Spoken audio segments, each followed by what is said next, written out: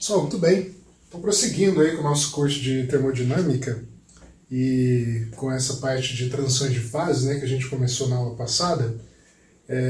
Na aula passada, só para relembrá-los, né, a gente revisitou alguns experimentos, a gente percebeu algumas propriedades, algumas propriedades ligadas à temperatura, né, no sentido de que a gente identifica diferentes fases, líquido, gasoso, sólido, para diferentes temperaturas, né? Então, o que eu gostaria de apresentar na aula de hoje é uma tentativa de entendimento a respeito daqueles resultados que a gente observou na aula passada, né? A gente vai falar sobre a equação de Van der Waals, que seria a primeira tentativa histórica de tentar explicar, dar uma explicação para aqueles fenômenos de transição de fase. Como vocês vão perceber aqui ao longo dessa aula, esse modelo é extremamente rudimentar, sob o ponto de vista de descrição, certo?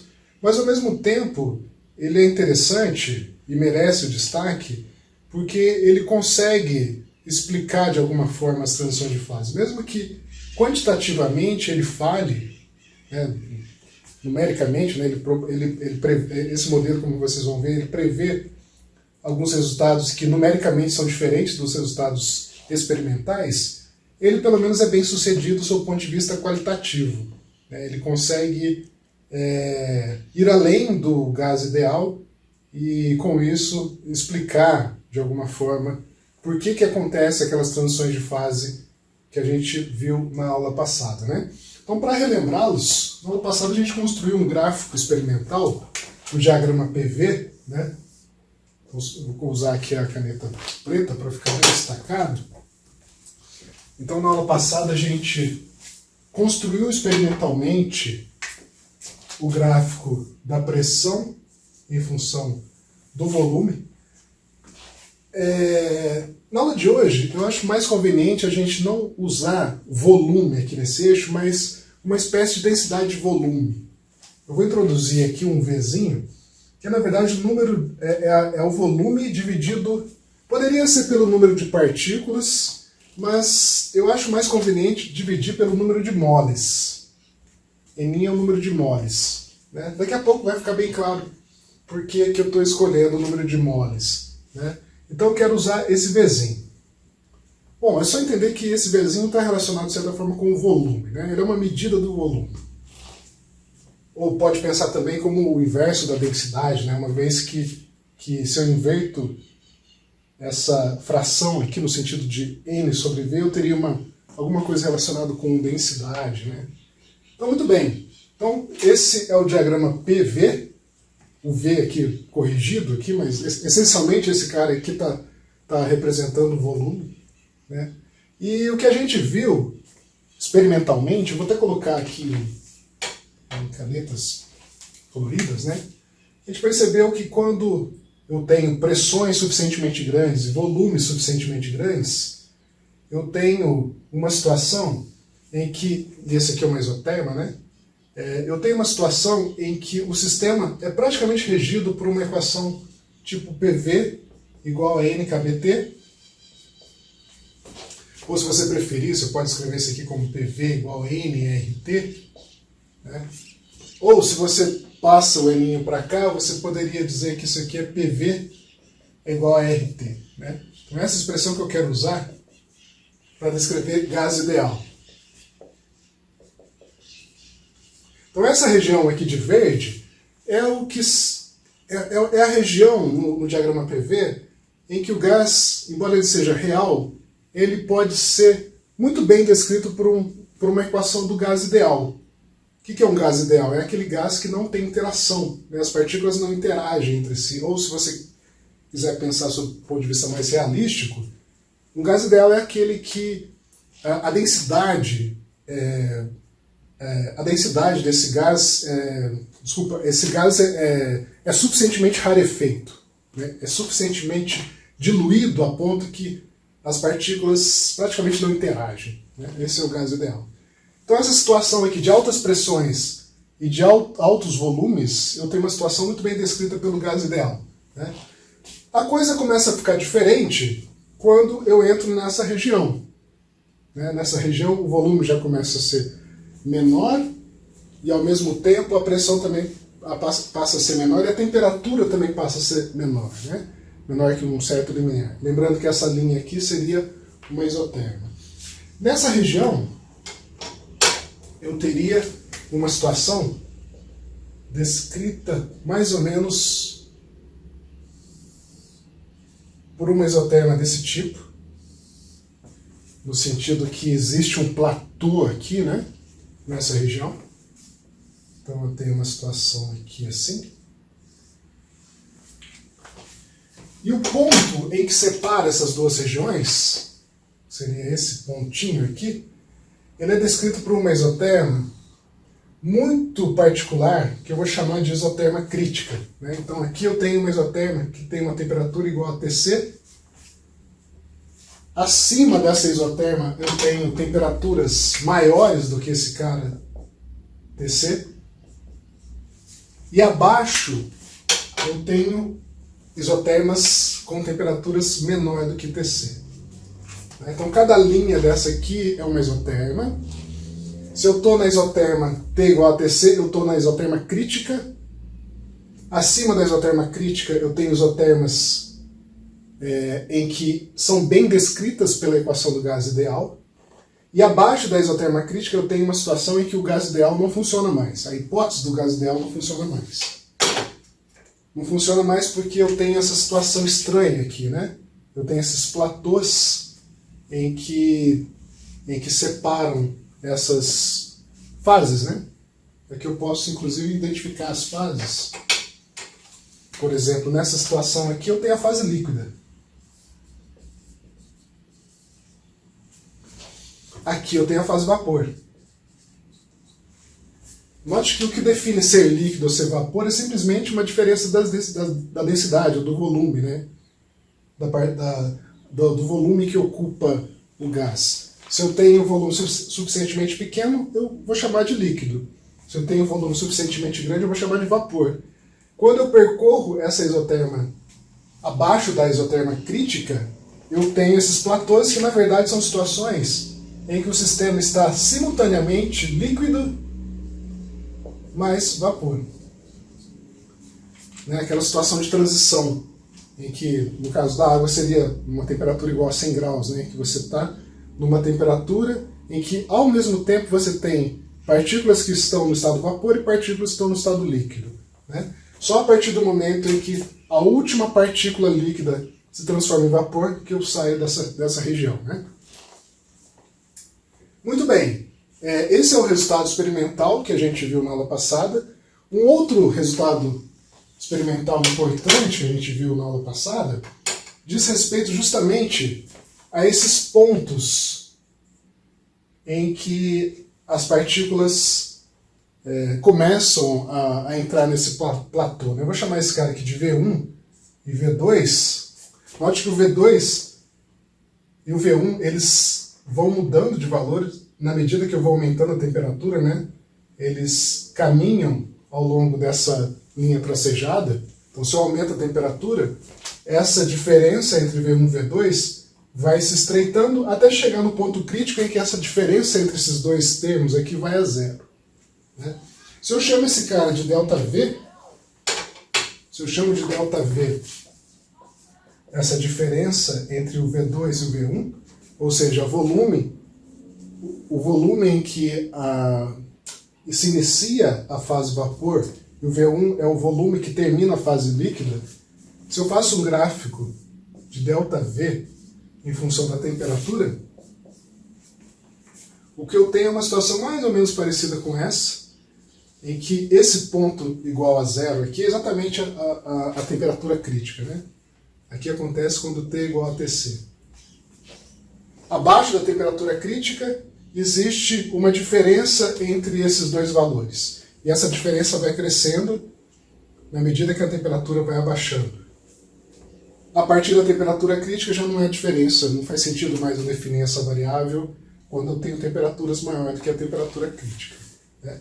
E o fato experimental é que esse ΔV escala com essa temperatura, ou com T menos Tc, com um expoente muito bem definido, que é dado por menos 0,33 ou menos 1/3. Né? Esse aqui é um fato experimental que eu gostaria que o modelo de Van der Waals prescrevesse. Ou pelo menos algum modelo que descreva bem transições de fase. Né? Então, para que o modelo seja bem sucedido para descrever transições de fase, é importante que ele explique essa situação aqui. É importante que ele tenha algo desse tipo. A diferença desses dois volumes, ou o tamanho dos platôs aqui, vá a zero quando a temperatura é igual à temperatura crítica. Com isso eu consigo determinar a temperatura crítica. E se o modelo consegue explicar essas duas coisas, ótimo.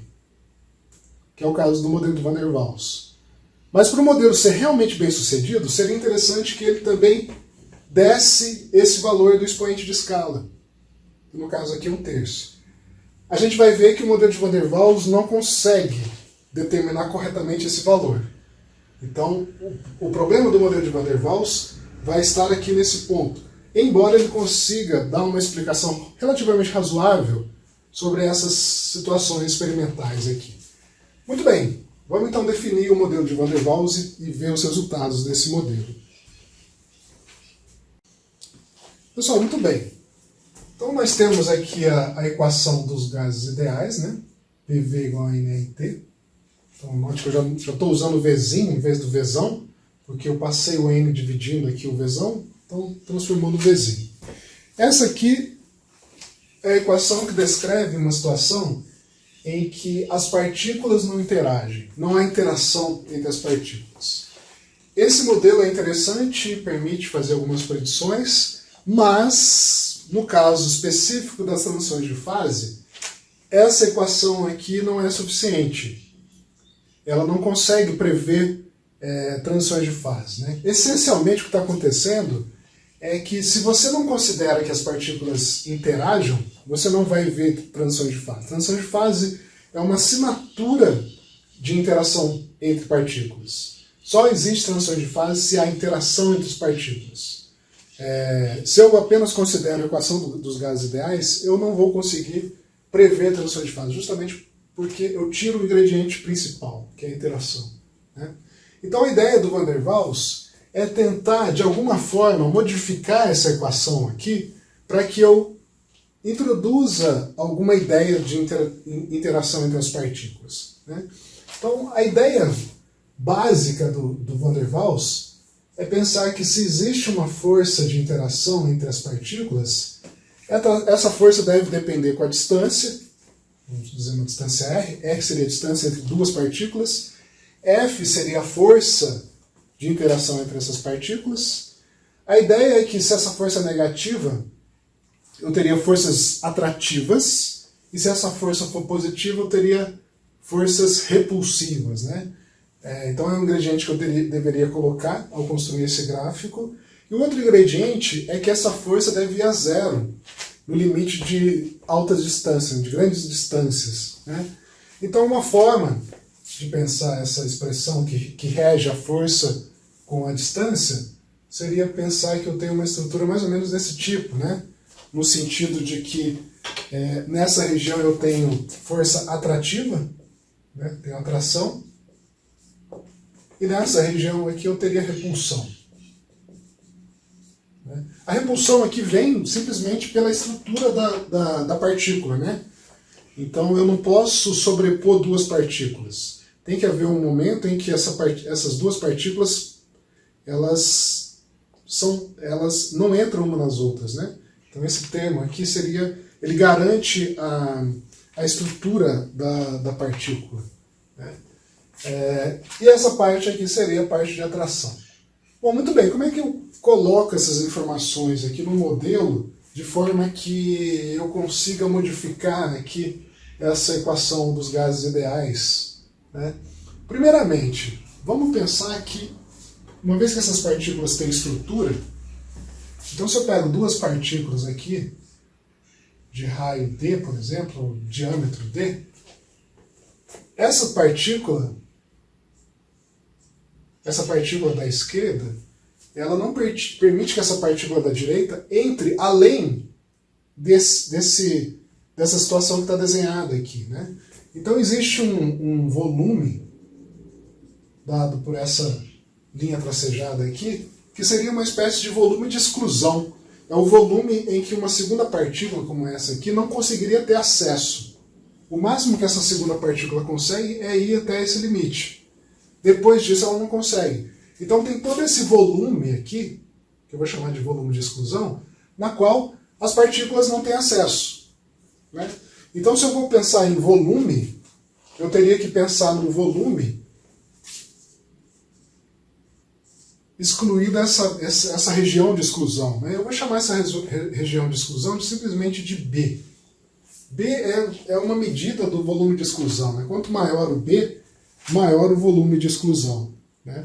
Então, nesse sentido, eu poderia corrigir essa expressão de Van der Waals, essa expressão do gás ideal, usando essa ideia. Então, eu não vou usar uma situação em que todo o volume é acessível. Apenas parte do volume é acessível. Qual parte? Bom, seria esse valor, né? V menos B. Então, se eu substituo essa expressão aqui nessa equação dos gases ideais, eu teria uma expressão do tipo PV menos B, que é igual a RT.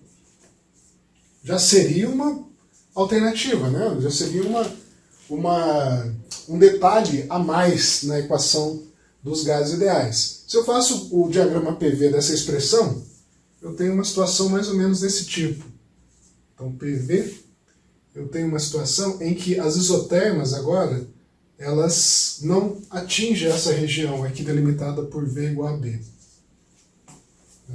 Então, note que se eu quero fazer com que o volume seja diminuído, eu não consigo diminuir além desse valor B. Coisa que eu poderia fazer no gás ideal, né? Eu poderia diminuir as paredes do container até chegar no zero, no gás ideal. Aumentaria a pressão, mas eu conseguiria fazer isso, né? Nesse caso, se eu fizer esse mesmo processo, e se eu chegar no volume igual a B, eu começo a destruir a estrutura das minhas partículas, né? Se eu diminuo além do volume igual a B, aí eu quebro as estruturas das partículas, né? Okay? Então eu começo a ter uma informação a mais do que eu tinha aqui na situação dos gases ideais. Bom, muito bem, essa é a correção que eu vou fazer aqui no volume. Mas eu preciso também fazer uma correção na pressão, né? Como é que eu poderia fazer essa correção na pressão em relação ao gás ideal? Bom, eu introduzi o conceito da força de repulsão, né? Não seria uma repulsão, mas seria uma situação na qual eu estabeleço o limite inferior do volume ocupado pelo gás, né? Agora eu tenho que considerar essa parte de atração. Como é que o fato das partículas estarem interagindo atrativamente umas com as outras poderia interferir nessa pressão, né? Como é que eu poderia introduzir esse conceito nessa equação?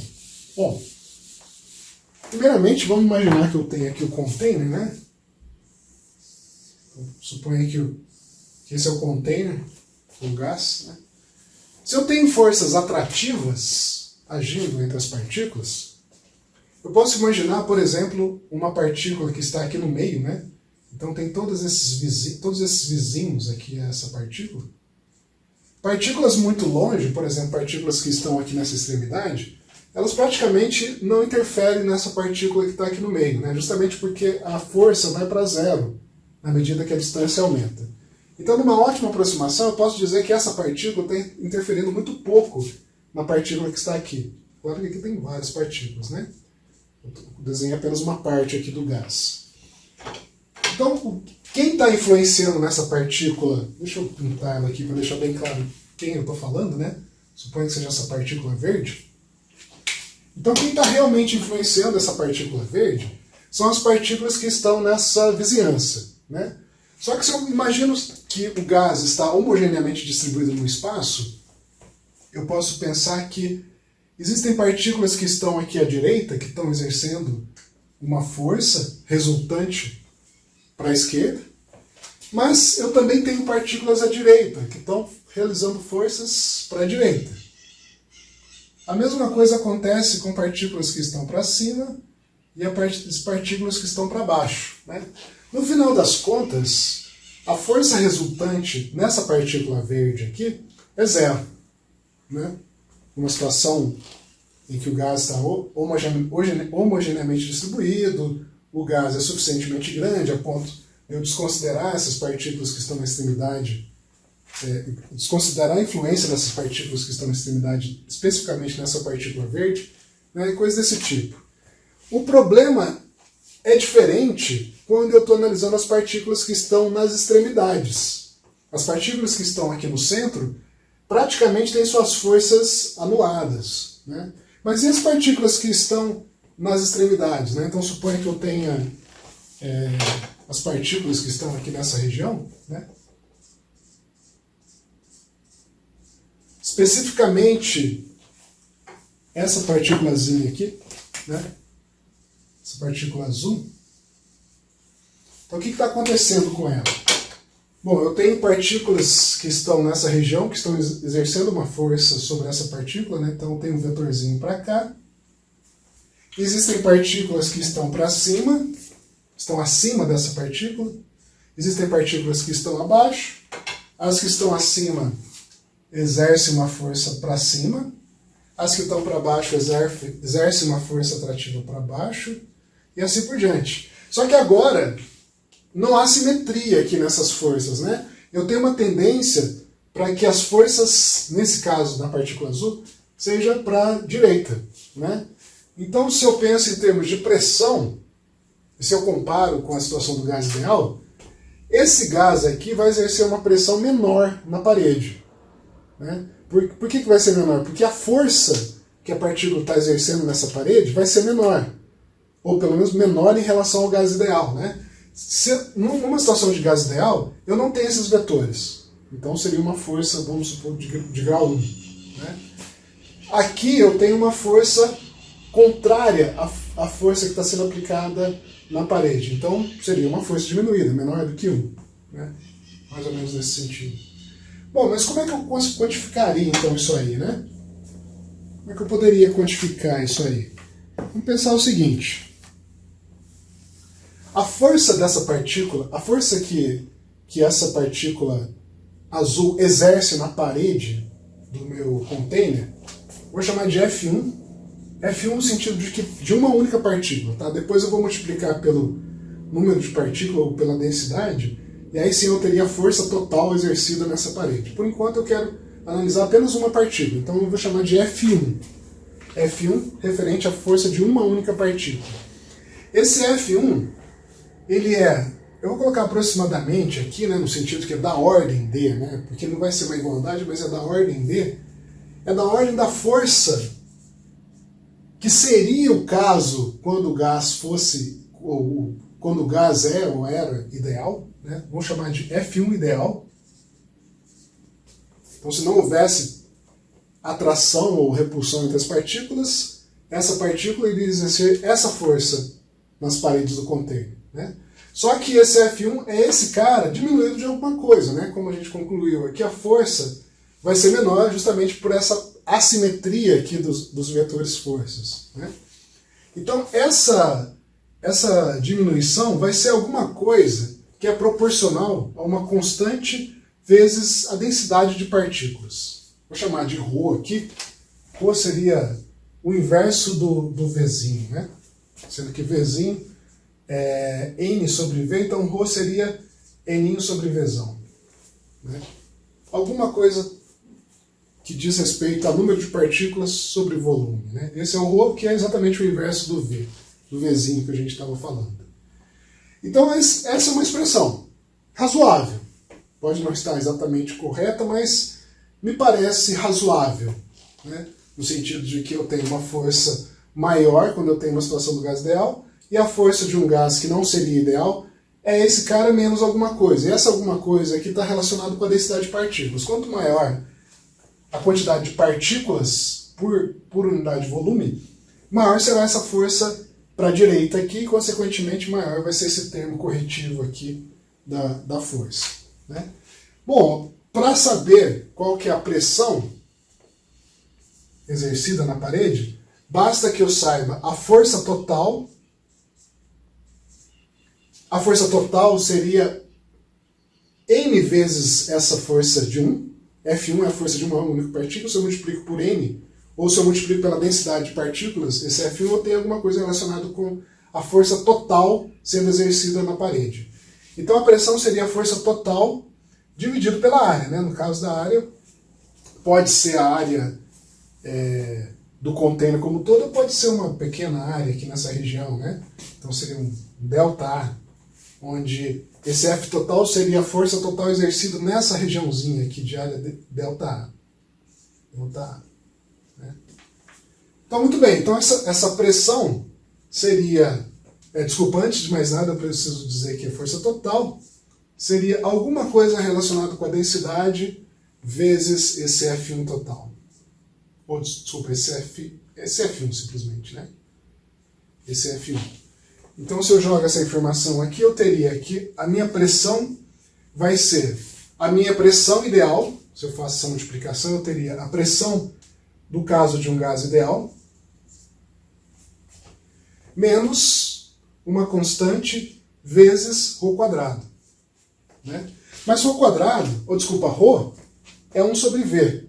Então esse cara aqui também poderia ser escrito como P ideal menos uma constante dividido por V quadrado.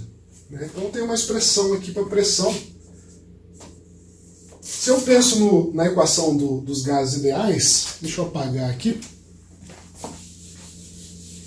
Se eu penso na equação dos gases ideais, eu posso dizer que no gás ideal eu teria P ideal, V ideal, que é igual a RT. Né? Mas eu não estou lidando com o P ideal. Eu quero corrigir esse P ideal. Então esse P ideal aqui seria o P que eu estou querendo introduzir, o P do meu gás não ideal, né, vamos dizer assim, mais uma constante. Essa constante aqui, só para usar o termo da literatura, eu não vou chamar de constante, eu vou chamar simplesmente de A. A é essa constante que eu tinha introduzido aqui, dividido por V quadrado. Então a ideia é que, partindo da equação dos gases ideais, eu posso modificar essa pressão aqui de forma que eu substituo por uma pressão em que eu coloque esse termo relativo à atração entre as partículas. Né? Então, a partir da equação dos gases ideais, eu posso dizer que eu tenho P mais A sobre V quadrado vezes o V, mas o V a gente já tinha pensado em termos daquele volume de exclusão, né? Então eu vou dizer que é não V, mas V menos B, que é igual a RT. Então está aí uma proposta de correção do modelo do gás ideal. Né? Então só para apagar aqui, isso aqui foi tudo rascunho para a gente chegar nessa expressão. Então eu apago isso aqui. E o que eu obtive? A partir da equação dos gases ideais, que é essa expressão aqui, eu faço uma correção do volume, no sentido de colocar um limite inferior no volume, né, uma vez que as partículas têm estruturas que ocupam lugar no espaço, e eu coloco também interação entre as partículas que interfere na pressão das partículas exercidas nas paredes do container. Né? Então, com isso, eu chego nessa expressão que é a chamada equação de Van der Waals.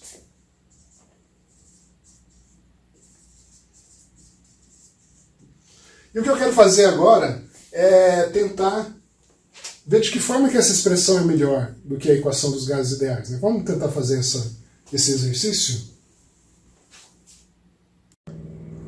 Pessoal, muito bem. Então o que eu fiz aqui é tentar plotar a pressão em função do Vzinho, né, do volume por mol né, de partículas. Né? Essa é a expressão de Van der Waals, a equação de Van der Waals. Note que eu posso fazer um gráfico do P em função do V, mantendo uma certa temperatura constante, e eu tenho aqui os parâmetros, né, que no caso seriam A, B e o R. R é a constante universal dos gases, né, então é uma uma constante igual para qualquer tipo de gás. O que vai fazer diferir o gás são exatamente esse A e B. Então, a princípio, cada gás seria representado por esses dois parâmetros, né? Dando esses dois parâmetros, você caracterizaria o gás, né? Claro que a gente está falando aqui de uma situação ideal, né? Não existe um gás necessariamente descrito por esse cara aqui, mas numa situação idealizada eu posso dizer que esse A e o B caracterizam o gás, né? Então eu tenho como variável aqui P e V, quando eu mantenho temperatura constante, e com isso eu posso construir os gráficos, né? Então cada linha aqui significa uma isoterma, uma situação em que eu tenho uma temperatura constante, né? E vocês começam a perceber que essas isotermas já lembram aquelas isotermas do diagrama PV da situação dos experimentos, né? Tem algumas coisas diferentes. Por exemplo, vocês estão percebendo umas franjas aqui, né? Na situação experimental, eu não tenho franjas, eu tenho platôs, né? Nesse caso aqui eu tenho franjas, né? Paciência, é um modelo rudimentar, né? Eu não tenho os platôs. Mas o que é interessante é que eu tenho uma situação que diferencia as isotermas entre isotermas que são suaves, né? Que seria uma situação de gases extremamente rarefeitos, né? Que poderiam ser muito bem descritas por uma situação de gás ideal. E a partir de uma certa isoterma, né? Que é a nossa isoterma crítica, que seria um T igual a TC, né? Abaixo dessa isoterma eu tenho situações distintas, né? Anômalas, vamos dizer assim, né? Então, a princípio, eu consigo determinar uma situação em que, a partir de uma certa temperatura, ou abaixo de certas temperaturas, eu tenho comportamentos anômalos, né? Aqui eu poderia dizer que eu estou numa situação de volume crítico, que eu vou chamar de VC, que também pode estar associado, ou está associado, na verdade, a uma pressão crítica. Então, note que esse ponto aqui, que pode muito bem ser determinado por esse modelo, é o ponto crítico que, por sua vez, é determinado por um volume crítico, por uma pressão crítica, por uma temperatura crítica, né? Então, muito bem, a princípio, o modelo de Van der Waals prescreve aquela transição. Eu posso, inclusive, determinar esses valores em que acontece essa transição, né? Qual que é a temperatura a partir do qual acontece uma transição de fase, ou qual que é o volume a partir do qual acontece uma transição de fase, né? Então, por exemplo, eu posso, se eu manipulo algebricamente esses pontos, né? essa equação, desculpa, e numa situação particular em que eu estou abaixo da temperatura crítica, ou seja, se eu pego aqui uma horizontal, eu percebo que eu tenho uma região aqui que eu tenho 3 valores, que seria alguma coisa assim, né? 3 valores que estão associados à mesma pressão, né? 3 valores de volumes que estão associados à mesma pressão. Então significa que eu tenho nessa região aí 3 raízes, né? Então eu poderia, por exemplo, reescrever essa expressão de forma a ter alguma coisa do tipo V menos VC ao cubo, que é igual a 0. Né? Ao cubo porque eu tenho 3 raízes. Eu tenho 3 situações em que são totalmente compatíveis com o mesmo valor de pressão. 3 valores de volume que são numericamente idênticos a uma mesma pressão. Então significa que eu posso reescrever essa equação em termos de um polinômio cúbico, né? Dessa forma, onde me resta calcular quem seria esse VC. Né? Se eu comparo essas duas expressões, isolando de forma apropriada essa expressão, eu teria condição de chegar numa...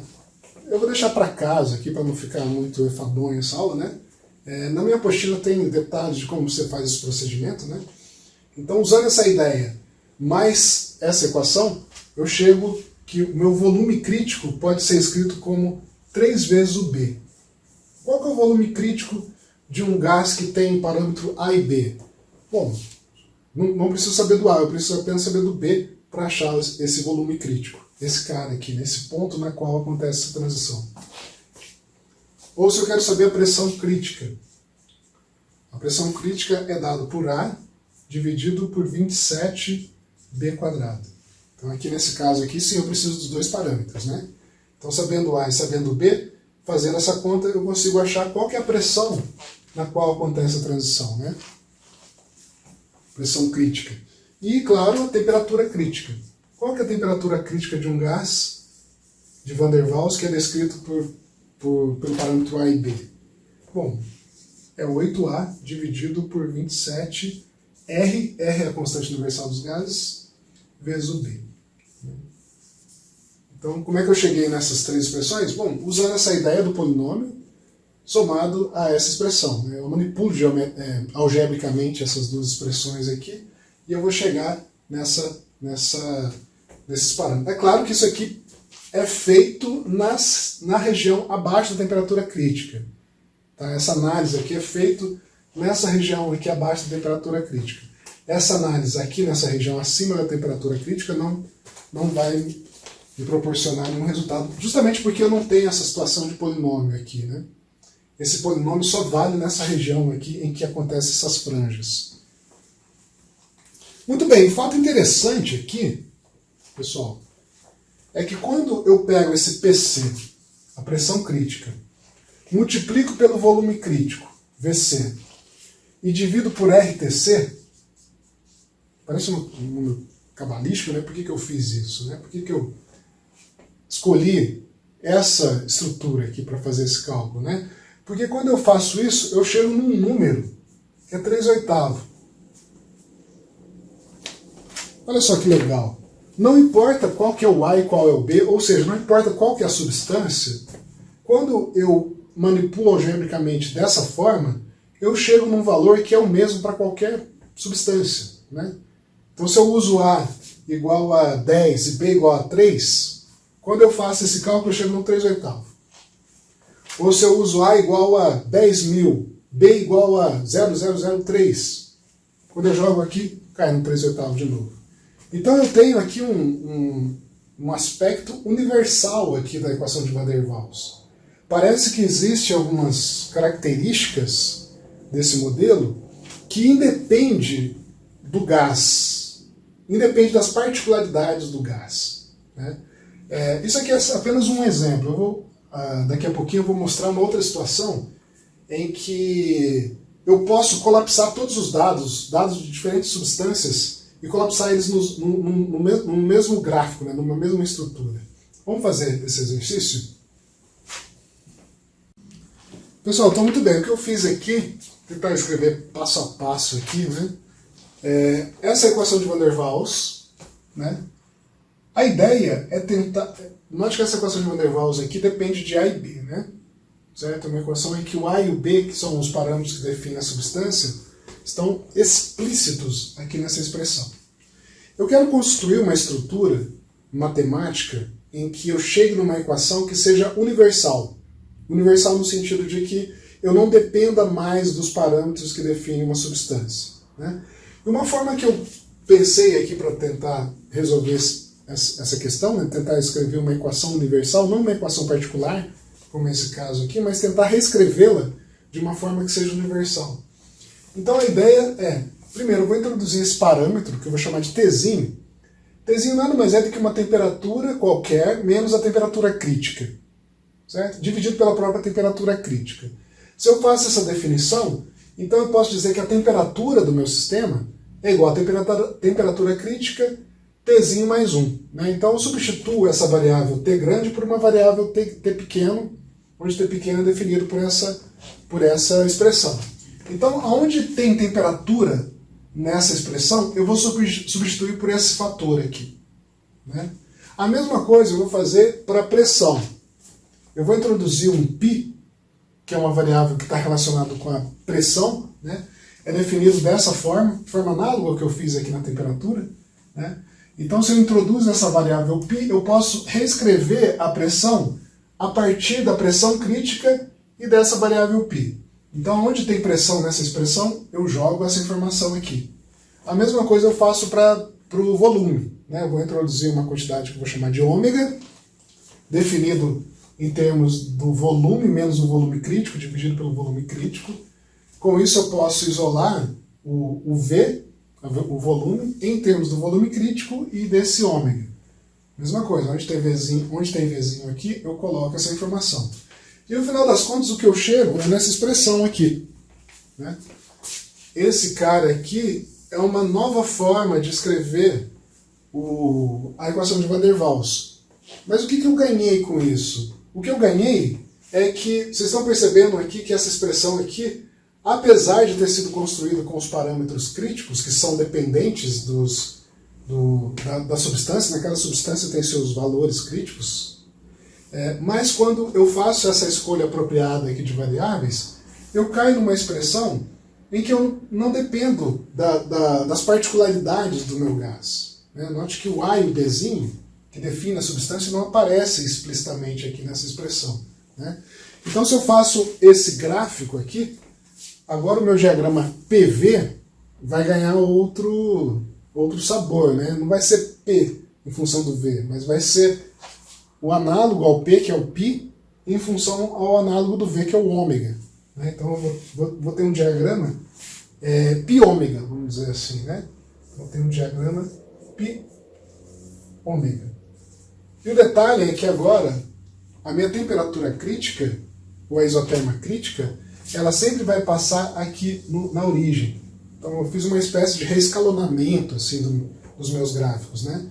Então a minha isoterma crítica vai ser uma isoterma que sempre vai passar no eixo zero, independente da substância. Sempre vai passar na origem. Isso aqui é a temperatura crítica, TC. Então, uma vez definida a isoterma, não definida, né? Uma vez calculando a isoterma térmica, a isoterma crítica, desculpa, né? Então tem isotermas que tem esse formato quando eu estou acima, e abaixo eu tenho aquelas isotermas que tem as franjas, né? E o interessante é que todas as substâncias, os dados empíricos de todas aquelas substâncias vão colapsar nessas mesmas curvas. Então, essas curvas que eu desenhei aqui no diagrama π-ômega são uma espécie de curvas universais, no sentido de que todas as espécies, todas as substâncias vão colapsar nas mesmas curvas. Ao contrário, se eu tivesse feito no diagrama PV. No diagrama PV, cada substância teria seu próprio conjunto de isotermas, diferentes entre si, dependendo do parâmetro A e do B. Nesse caso aqui, eu tenho uma situação universal, no sentido de que não importa a substância, sempre eu vou ter essa cara. Todas as substâncias vão estar sendo regidas por essas mesmas linhas isotérmicas. Né? Muito bem, então a gente acabou de ver um aspecto universal aqui do modelo de Van der Waals. Né? Para finalizar a aula, falta para a gente calcular aquele expoente da diferença da transição entre a fase líquida para a fase vapor. Né? Vocês lembram que a gente fez um cálculo aqui dessa diferença, dessa distância em função da temperatura, né? Então seria o valor dessa diferença aqui, que seria, no caso aqui, um delta ômega, né? E eu quero saber qual que é o valor desse delta ômega, ou como é que decai esse delta ômega quando eu vario a minha temperatura. Né? Então, aqui está sugerindo que ele vai caindo, vai diminuindo na medida que eu me aproximo da temperatura crítica, e ele deve ir para zero na própria temperatura crítica. Né? Então esse ponto aqui é o T igual a TC. A pergunta é, qual que é o expoente de escala desse meu decaimento aqui? Né? Então, pessoal, vou fazer o cálculo então, né? Aqui eu deixei desenhado apenas uma única isoterma que está abaixo da temperatura crítica, né? Está abaixo de zero aqui nesse novo esquema de diagrama que a gente bolou aqui, né? Então eu quero fazer o seguinte, eu quero primeiramente identificar que numa situação muito próxima da temperatura crítica, essa região aqui, que eu estou desenhando por um retângulo, né? Que seria uma espécie de P, vou chamar de PT aqui no PT, né? No sentido de que é essa região aqui, né? esse aqui seria meu πt, vezes a diferença entre esse ômega 1 e o ômega 2. O ômega 1 e o ômega 2 que acontece o surgimento daqueles platôs, ou no caso aqui as franjas, né? Então eu tenho aqui essa área, que seria dado por ômega 2 menos ômega 1, vezes esse πt nessa região. Ele é aproximadamente a área acima dessa curva. Aproximadamente. Ele é aproximadamente, mas ele começa a ser igual na medida que eu vou chegando na temperatura crítica, né? Então eu posso dizer que esse cara é aproximadamente a integral desse π em função do ômega, no caso de ômega. Quando? De ômega 1 até ômega 2. Né? Mais uma vez, reforçando, isso aqui é aproximado, mas ele vai se tornando uma igualdade na medida que eu vou considerando uma isoterma próxima da temperatura crítica. Né? Muito bem, se eu faço esse cálculo, introduzindo esse π aqui nessa expressão, e é claro, fazendo uma aproximação de Taylor, eu vou pedir para que vocês façam isso em casa, eu tenho isso na apostila, eu não vou fazer aqui para não tomar muito, para não confundir vocês aqui na lousa, né? Mas eu sugiro que vocês peguem essa expressão, façam uma expansão em Taylor e coloquem o resultado da expansão em Taylor dentro dessa expressão. Se vocês fizerem isso, e considerando que ômega 2 é aproximadamente ômega 1 e delta ômega é ômega 2 menos ômega 1, o resultado que vocês vão obter ao fazer esse cálculo é um delta ômega que escala com T menos Tc elevado a um expoente 1/2. Quero chamar a atenção desse expoente 1/2. Esse é o resultado do modelo de Van der Waals, né? Essa aqui é a equação de Van der Waals, reescalada, né? Obviamente, não é aquela equação de Van der Waals usual, mas ela é a essência da equação de Van der Waals, só que colocada numa escala apropriada. E usando esse resultado, a gente pode calcular como é que aqueles platôs ou as franjas vão diminuindo na medida que eu vou me aproximando da temperatura crítica. No resultado empírico, esse expoente aqui é 1/3. Nesse caso aqui, o expoente é 1/2. Né? Diferente. Infelizmente, o modelo de Van der Waals não chega no resultado numérico desejado, que seria o resultado empírico. Né? Então, até o momento, até antes de chegar nesse passo, o modelo de Van der Waals estava indo bem. Ele conseguia prescrever as transições de fase, né? Ele conseguia dar um caminho de como calcular a temperatura crítica, como calcular o volume crítico, como calcular a pressão crítica. Né? Mas, quando eu vou mais a fundo para tentar extrair quantitativamente os resultados do modelo, eu percebo que o modelo é muito simples. É muito simples a ponto de não conseguir dar conta dos resultados experimentais. Não dar conta quantitativamente, né, que eu digo. Né? Então, muito bem, pessoal. Estamos aí. Esse é o modelo de Van der Waals. Um modelo extremamente bem sucedido sob o ponto de vista qualitativo, mas, infelizmente, quantitativamente ele falha. Né? Por que ele falha? Né? Pode surgir essa dúvida. Bom, ele falha porque a gente fez uma série de aproximações aí ao longo da formulação do modelo. Né? A gente, depois, quando você for repassar os passos, né, vocês vão perceber a quantidade de aproximações que nós fizemos aí. Aproximações razoáveis, válidas, no sentido de que são necessárias aquelas aproximações para a gente conseguir a formulação do modelo e também conseguir resolver analiticamente o modelo, né? Mas que, infelizmente, ao fazer essas aproximações, a gente perdeu alguma coisa. E essa coisa que a gente perdeu reflete exatamente nesse número. Né? Esse número não é o resultado experimental. Né? Muito bem, pessoal. Então, nos vemos na próxima aula. Grande abraço.